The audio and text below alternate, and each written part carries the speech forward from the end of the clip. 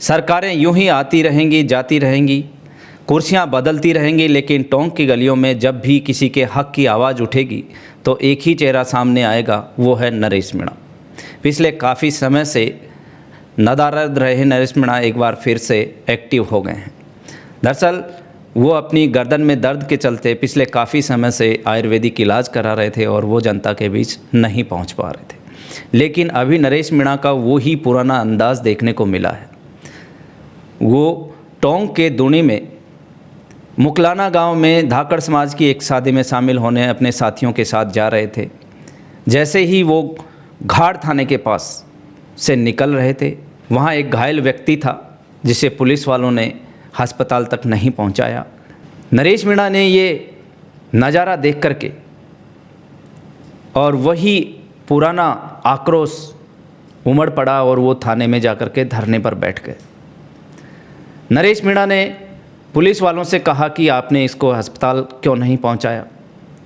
उन्होंने एसपी साहब को फ़ोन लगाया और तुरंत ये स्थिति बताई और एसपी साहब ने पुलिस वालों से बात करके उस घायल व्यक्ति को पहुंचाया।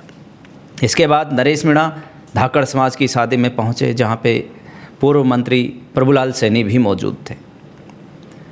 कहीं ना कहीं नरेश मीणा टोंक की जनता और नरेश मीणा का ऐसा लगाव है जैसे खून और पसीने का होता। देवली उनियारा उपचुनाव के बाद टोंक की जनता नरेश मीणा को अपना बेटा मान चुकी है और नरेश मीणा भी टोंक की जनता के लिए हमेशा तैयार खड़े रहते हैं। वो अपने बेटे होने का फ़र्ज पूरी तरह निभा रहे हैं।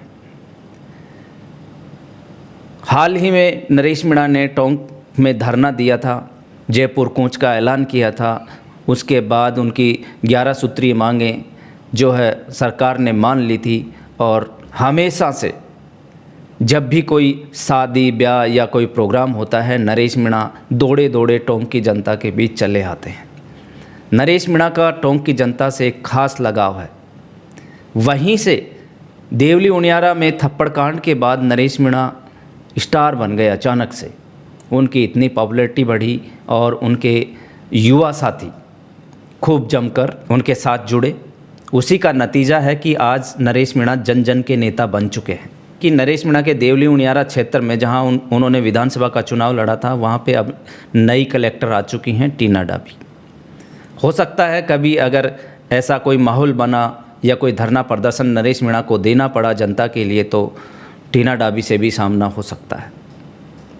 तो दोस्तों, अभी जो नरेश मीणा ने घायल को अस्पताल पहुंचाया, वो धरने पर बैठे, इस पर आपकी क्या राय है? आप क्या सोचते हैं? क्या नरेश मीणा ने सही किया? कमेंट बॉक्स में अपनी राय ज़रूर बताएं और बने रहें जागो इंडिया जागो के साथ। मिलते हैं अगले वीडियो में, तब तक के लिए नमस्कार।